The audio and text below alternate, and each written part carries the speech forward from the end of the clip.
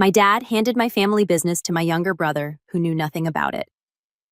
Told me to step aside, so I quit, walked my own path, and watched my brother drove everything to the ground. Have you ever had a situation when your intuition tells you something is wrong, but everyone else thinks you're crazy? That was me 3 months ago, sitting across from my father in his massive mahogany office, listening to him discuss family legacy while gently sliding in the most devastating betrayal I'd ever encountered. My name is Jack. I'm 32. For the past 9 years, I've worked with my father at our family business, a mid-sized logistics firm he started from the bottom up. It wasn't a flashy empire, but it was stable, consistent clientele, strong contracts, and a dedicated team that had been there since before I understood what shipping manifests were. Dad took pleasure in his firm, and I was happy to be his right-hand man. I started from the bottom, physically lugging boxes, doing graveyard rounds in dilapidated trucks, and answering phones at 2 a.m. when drivers missed checkpoints. Slowly, I gained greater responsibilities. Initially, I managed accounting. Then comes logistical planning. Then came management. For the past 3 years, I've essentially ruled the place. Payroll, customer connections, fleet upgrades, you name it. Dad became increasingly absent. Even then, he let me do the talking. During meetings, he'd nod and smile as if he were seeing the realization of his legacy. I assumed I was the next in line. I assumed he considered me as his collaborator, perhaps even his successor.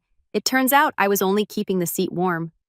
The first red flag appeared on a Monday morning, folded neatly within, with an innocuous request. Dad instructed me to come in early before the squad arrived. Nothing out of the usual. We did that sometimes, particularly during high season. But this time his tone was different, less collaborative, and more rehearsed, as if he had prepared what he was about to say.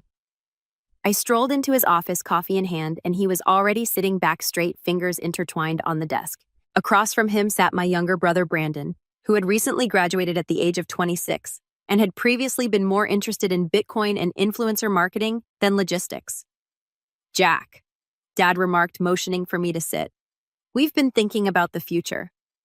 I looked at Brandon, who gave me that crooked grin he usually had when he was faking his way through anything.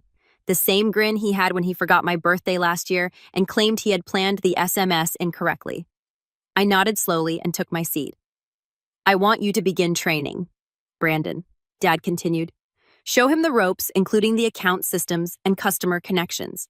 Eventually, I'd prefer him to take over operations while you focus on strategy. I recall blinking, not sure whether I heard that correctly. Wait, take over operations like my role, I asked. Dad leaned back. Yes, you will ultimately manage the big picture, less hands-on. It is a natural transition. Brandon, still smirking, joined in. Don't worry, brother, I will not screw it up. Only a little refresher is required. I should have said something right away, should have laid everything out, but I did not. I nodded. I grinned. I played the good son. Then I left that office with my stomach in knots. I spent the following few days trying to make sense of it. Perhaps I misunderstood. Maybe Dad didn't intend it the way it sounded, but the more I tried to justify it, the clearer it became. This was not a joint plan. It was a demotion. Brandon was given my function without asking, and I was forced into some nebulous strategy position, whatever that meant. Meanwhile, Brandon walked about the office like he owned it, asking interns where we kept the energy drinks and flaunting his new wristwatch as if it were essential to freight management. I was expecting for Dad to explain, to sit me down and say, "Hey, Jack, you're still the anchor here. This is just temporary." But the conversation never occurred. Instead, Brandon received a new office. They repainted mine without asking me. I discovered out when I stepped in and almost tripped over a stack of Amazon boxes, including gaming seats and LED lights. My nameplate vanished just like that. I wish I could say that's when I snapped, that I stepped into the boardroom and flipped a table, but I swallowed it. I kept everything operating. I arrived early, remained late, and answered questions Brandon had no idea he should be asking. I did the work because I adore the firm. Perhaps I didn't know who I was without it. The second blow was personal. Brandon lasted precisely 8 days before making his first huge mistake. He unintentionally terminated a long-standing contract with one of our oldest clients, Shannon Freight Lines, a family-run trucking firm that had been with us since high school. They weren't the largest customers, but they were devoted. Shannon stood firm every winter when other firms canceled their contracts due to inclement weather. They trusted me. We had handshake arrangements based on mutual respect. Brandon had lost their faith after optimizing their route using a third-party AILD he discovered on a pricey SaaS marketplace, sending their trucks into a storm zone. 2 trucks fell off the road, One driver was hospitalized with a fractured leg. Shannon called me outright angry.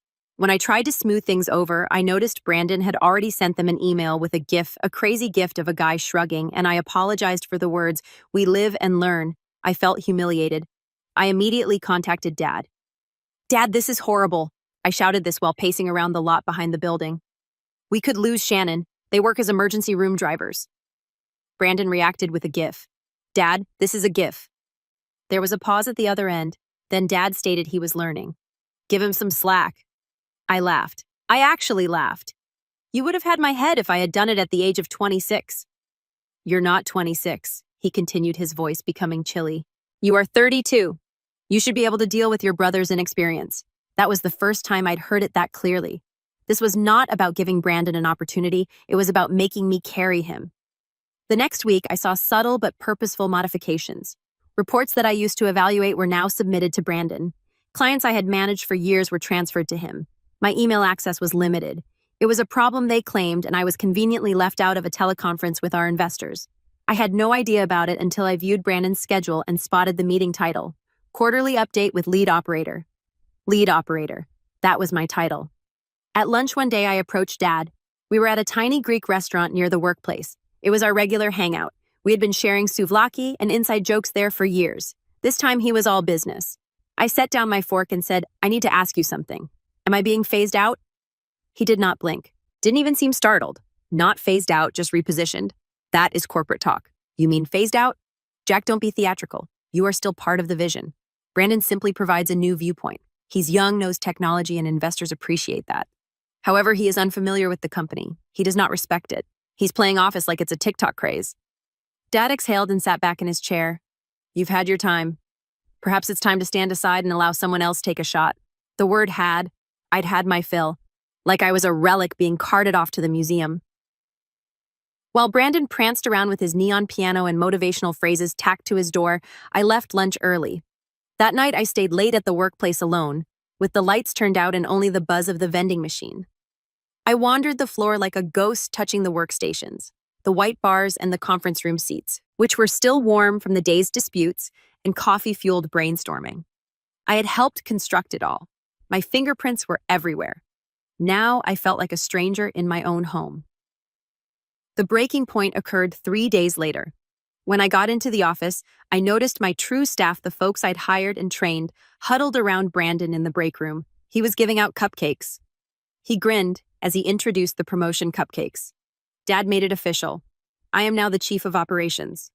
I blinked. When they spotted me, the room felt silent. Someone even moved aside as if I had strolled into the wrong gathering. I was staring at Brandon. "What?" "Oh, yes."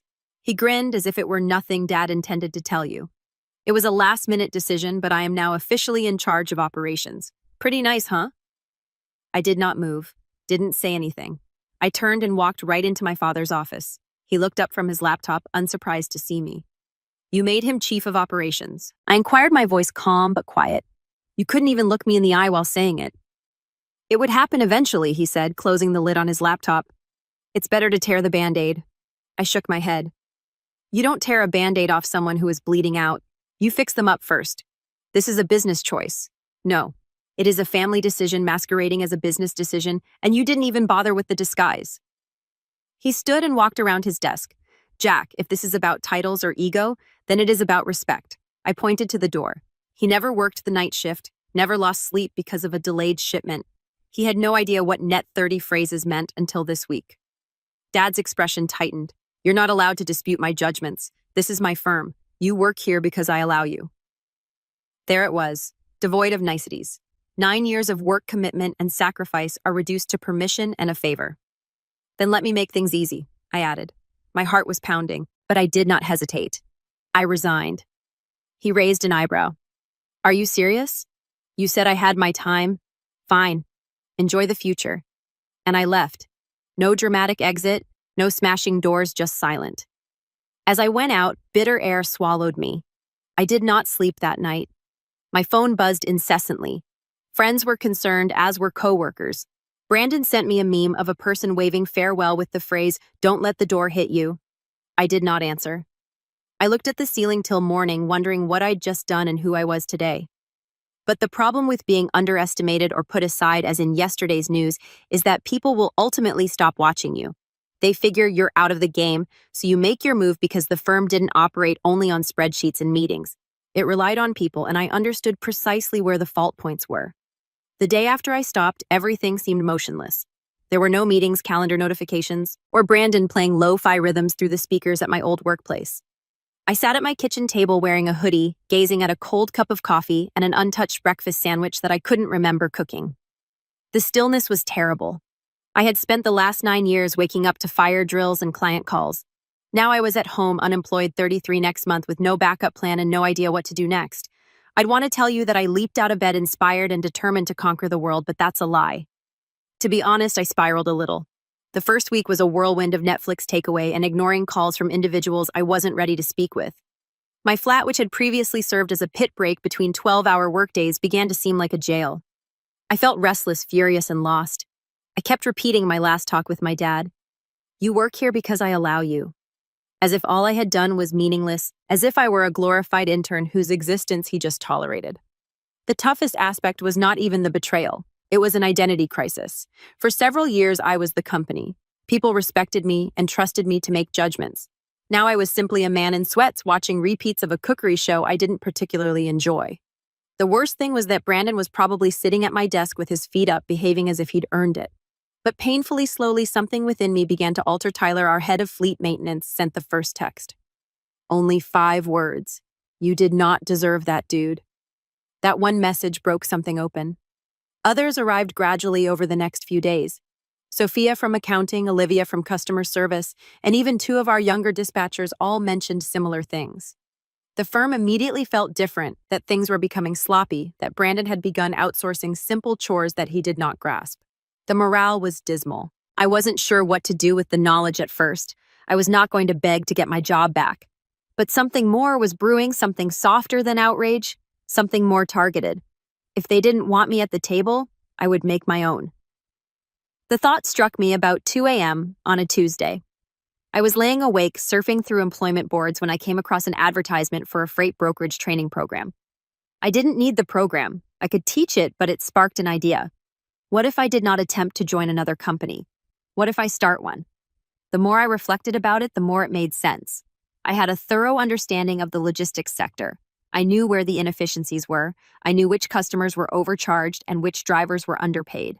I recognized who was being overlooked, who wished for better treatment, and who would follow me if I had something to give. I didn't need a building or a warehouse. Not yet.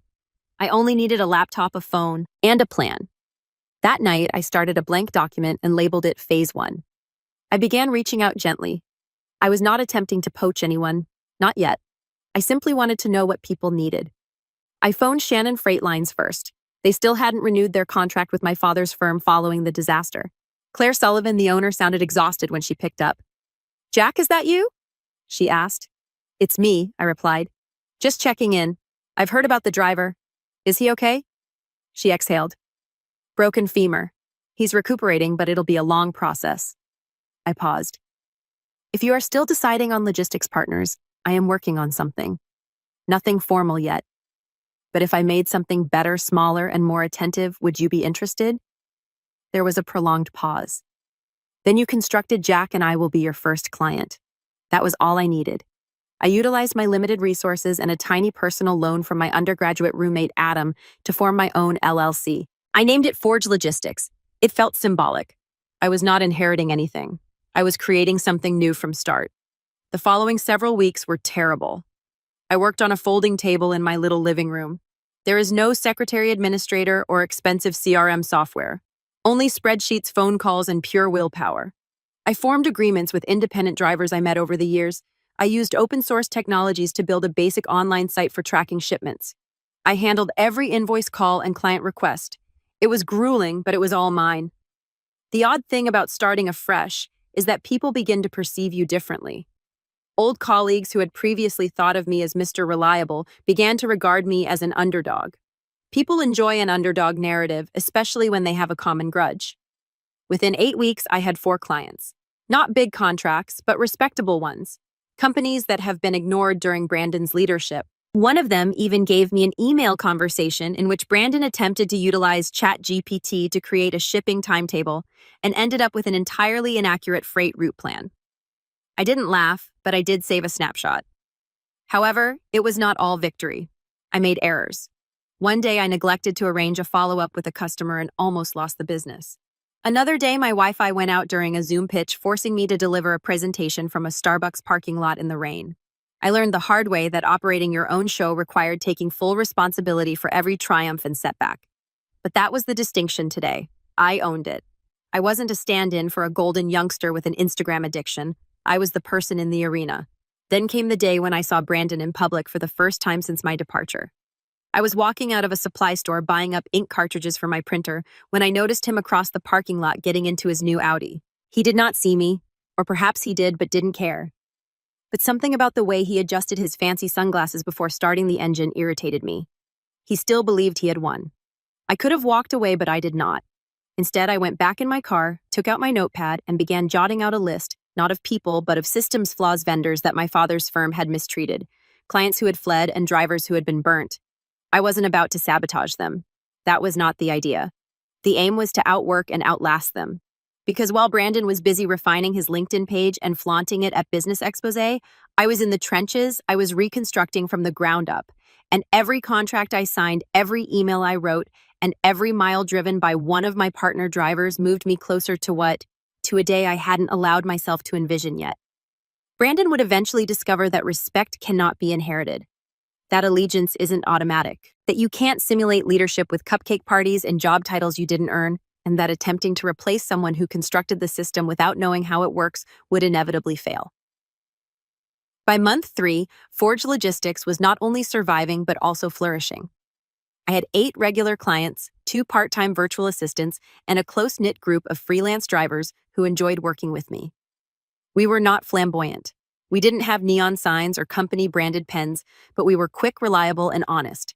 No AI-generated scheduling, no tone-deaf memes, and no stupid executives attending synergy meetings as trucks sat idle. I had systems. I had discipline. Most importantly, I had trust. And that's when I started to think big. It's not just about scale. It's about retribution. I had not prepared for it. Not at first. I actually hadn't. For the first 2 months after my departure, I was too preoccupied with getting Forge off the ground. I was in survival mode, trying to prove to myself that walking away wasn't crazy. But success has an unusual way of clarifying your view. And as the clamor subsided, all I could see were the fissures emerging in the empire I once served. It began with murmurs, faint gossip from my former coworkers, who still checked in from time to time. Brandon was cutting shortcuts and outsourced too much. He recruited a social media manager before updating the old shipping tracking system. One of the drivers told me that he had to pay for a gasoline reimbursement since Brandon's team did not have the proper documentation, but the actual opportunity arrived 3 weeks later. I was having lunch with Sophia, an accounting legend as sharp as a scalpel, and one of the few individuals from the previous business I still trusted. We had kept in touch. She hadn't chosen sides when I left, but she hadn't been afraid to summon Brandon, a puppy attempting to manage a farm. We met at a little ramen restaurant halfway between her office and my apartment. She appeared fatigued and anxious in a manner I hadn't seen before. "Things are bad," she explained, hardly allowing me to sit down. "And I mean bad. Bad." I raised my eyebrow. "Worse than the Shannon freight line catastrophe." She did not laugh. That concerned me. They lost 2 significant contracts last week. One of them was Burwood Construction. Brandon promised them a fleet upgrade that he could not provide. And guess what? They pulled everything full exit. "Burwood," I said, shocked. "That's 30% of Q2 revenue." Sophia estimated that if imported supplies are included, the figure approaches 40%. "Do you know who Brandon blamed?" I didn't respond. I already knew. "Me," she stated plainly. I stated that I overestimated the financial atonement for equipment refreshment. Never mind that I had warned him 3 times in writing.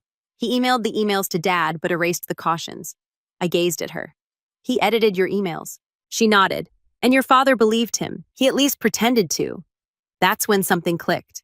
They were not just in over their heads. They were desperate. That night, I sat at my desk for many hours, phone face down, gazing at a spreadsheet, not a financial one. A list of individuals' trends and pressure spots. It was time to cease surviving. It was time to strike, but not foolishly or passionately. If I was going to take down the empire that had thrown me aside, I needed to be smart and surgical. So I began laying the groundwork. The first stage is information.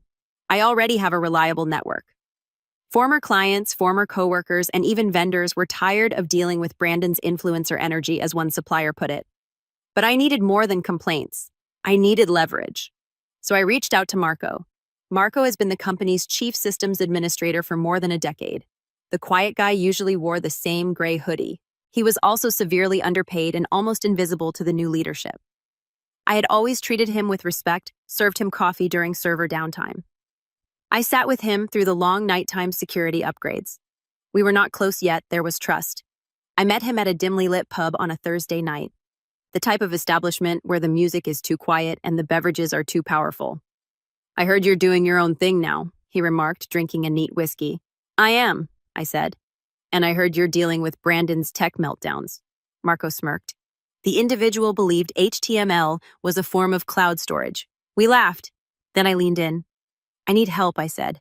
"I'm not asking you to do anything illegal, but if you happen to know about any vulnerabilities in the system or backups of deleted documents or, I don't know, internal audit logs from the last quarter," he poked his head out. "Hypothetically, exactly," I said. Hypothetically, he did not say yes. But 3 days later, I received a secure zip file in my mailbox named lunch_me_notes inside gold, exported email chains, transaction locks, client communication mistakes, hushed up promises made but never kept, and even a voice recording. Brandon yelling at someone over the phone, calling a client a boomer with trucker brain because they dared to challenge his modernism. I haven't done anything with it yet.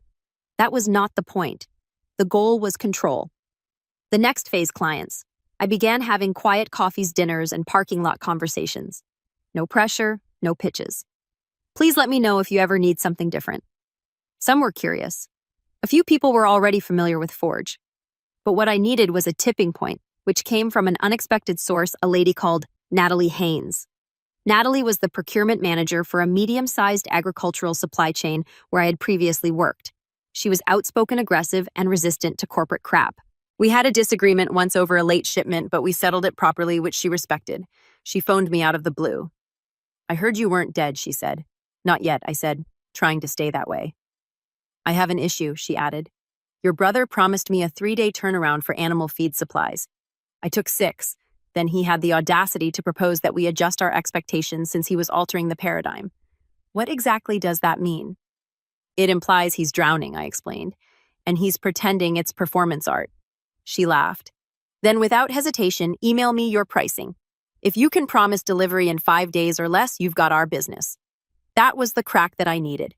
I put everything I had into delivering for her, nailing every delivery, sending regular check-ins and personalized updates.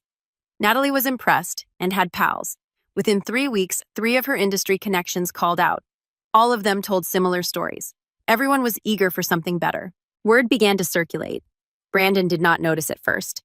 He was too busy posting encouraging quotations on LinkedIn about rising from the ashes and organizing corporate ping-pong games. But Dad noticed. "I know this because he called me out of nowhere, Jack," he said, speaking carefully. "I hear you are working with several of our clients. They're not your clientele," I explained quietly. "They are clients. They go where the service is." There was a pause. "You understand this is not a game. You're burning bridges." "No," I responded. "You did it when you selected a slogan on a sweatshirt above the person who constructed your foundation." He exhaled. "I never intended it to be this way." "Then you should not have lighted the match." I hung up, then accelerated. I put up a new client portal, recruited another assistant, paid my drivers above market rates, and treated them as partners rather than cogs. The final part of my setup is visibility. I contacted a local business podcast that I was familiar with. They owed me a favor for a guest speaker appearance I made 2 years ago. I presented them a narrative about a son who left his family company to start his own. They loved it. We taped the episode in a single take. I didn't mention any names. I did not disparage anyone. I just told the truth. Loyalty is not always reciprocal. How leadership is earned rather than given. How vision is meaningless without implementation. The program aired the next week. By the following Monday, my inbox had received 70 fresh queries. Brandon's firm experienced its worst quarter in 6 years, but I wasn't finished. Not yet. Because all of the expansion planning and leverage was only the beginning. The big move was about to happen. And this time it wasn't for business. It was personal. It happened on a Tuesday, and it was not an accident. I selected that day on purpose. It was midweek calm and came immediately before my father's company's quarterly review meeting. The exact type of meeting I used to run, Brandon once failed to arrange a meeting until 15 minutes before it began, which he blamed on an email filter issue. It had been 8 months since I walked out of that office with nothing but pride and a resounding quiet in my chest. 8 months of starting from zero, watching Brandon bumble his way through my former role, burning bridges quicker than he could build them. Dad stood behind him, arms folded like everything was okay. But suddenly something was extremely wrong. Forge Logistics had burst. We were no longer the scrappy underdogs. We were the genuine deal. 20 clients, a warehouse lease in the works, 2 modest delivery fleets under contract, a devoted team of dispatchers and planners, and a reputation we did not promote. We did not need to. Our work speaks for itself. Brandon's firm, which was owned by his father, was bleeding. They had lost about half of their long-term contracts. 2 important investors had backed out. Their driver retention was the lowest it had ever been, and their books were disorganized. Brandon couldn't fathom the convoluted web of overlapping vendor agreements, variable payment conditions, and sloppy invoicing. They were vulnerable, but I didn't want to kick them while they were down. Not in an apparent way, I preferred something more lyrical. So I asked my dad to lunch. He was astonished to hear from me. I did not anticipate this. He stated this when we sat down at the same Greek restaurant where we'd previously had dozens of meals and where he told me I'd had enough. I thought we should talk, I remarked nonchalantly, biting into my euro. See how things are going, he said softly. Brandon has been adjusting. I did not react. I flashed him a tight-lipped smile. He looked up. I've heard about Forge. You are doing great. Better than well, I answered. We are growing. He shifted uneasily. I could see it in his eyes, the creeping awareness that I was not here to recollect. I was there to show him I wanted to provide something. When I mentioned a way out, he raised an eyebrow. A road out of what? Your mess, I replied bluntly. You lost more than $1.5 million in contracts this quarter. Your investors are nervous. Your employee churn is hurting you operational consistency. And Brandon is not a leader. He is a liability. His jaw tensed, but he did not interrupt. I am willing to buy out 2 of your largest remaining accounts. They have already approached me. By the way, they simply didn't want to jump without knowing how clean the split would be. I'll make it as painless and generous as possible. You can take the cash and rearrange what remains, whether to rebrand or not. It doesn't matter to me. You're trying to gut us, he remarked quietly. No, I responded. I'm giving you a chance to save anything because if I wanted to gut you, I'd simply let Brandon continue. We sat silently for a moment. My father looked at me, and for the first time I noticed something in his expression that was not arrogance or contempt. I saw dread, but he was not prepared to accept defeat. Not yet. I'll talk to Brandon, he responded stiffly. We will take your offer into consideration, I said, nodding. Do that, but I already knew he wouldn't. So I prepared for the final push. It started with the leak. I forwarded the materials Marco had provided me, including the damning email chains, transaction logs, and audio recordings to one of the remaining investors, but not anonymously. I signed my name and added a cover letter in which I gently expressed my worries about mismanagement, incompetence, and ethical red flags that jeopardize not just operational success, but also legal stability, the investor replied within hours. Thank you for your transparency, he wrote. We will perform an internal audit promptly. The following morning, 3 top staff members quit. Brandon shared a vague, optimistic LinkedIn status about reorganizing with purpose. The next week, 2 additional clients jumped ship and joined Forge. Then came the board meeting. I wasn't invited and I didn't need to be there. Sophia was. She texted me after it was over. He's gone. They are eliminating Brandon from operations. The board voted 4-1.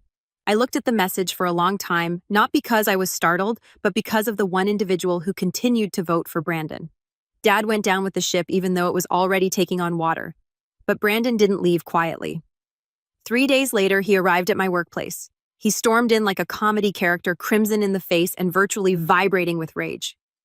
My crew halted mid-call, taken aback by the interruption. I stood quietly, motioned for him to enter the corridor, and then closed the glass door behind us. You think you've won? He snarled. You think this is yours now? When I looked at him, all I saw was a youngster drowning in a pool he had never been trained to swim in. I don't have to think it, I said. I constructed it. You attempted to play founder and were buried inside the first 8 months. That's not winning or losing, it's just reality. You sabotaged me. No, I said quietly. You sabotaged yourself. I just stopped saving you. He opened his mouth to respond, but I turned and walked away, leaving him standing there in a stillness thick with defeat. Following then, the repercussions spread quickly. The audit results were made public within a month. Investors sued for deception. Customers requested reimbursements. Vendors cut ties. Dad attempted to restore control, but the damage was irrevocable. They sold everything they could, reduced the workforce to a skeleton crew, and the firm was closed within 3 months. There were no news releases or headlines, just stillness. Where a firm had existed, there is now a ghost. I did not dance on the grave, post cryptic social media remarks, or brag during interviews. That was not the point. The goal was clarity, freedom, and truth. One evening, I sat in my new workplace, which was actually a genuine office rather than a folding table. There was laughing outside my door as my crew shared refreshments and stories. My whiteboard was full with ideas, expansion plans, and client names that I had worked hard to get. My phone vibrated. It was a message from Dad. I did not know how to let go. You were correct. I was simply not prepared to acknowledge it. I gazed at it for a time. Then I flipped the phone face down, relaxed back in my chair, and grinned because I was no longer craving his approval. He has a legacy now. How I had mine, and I constructed it from scratch.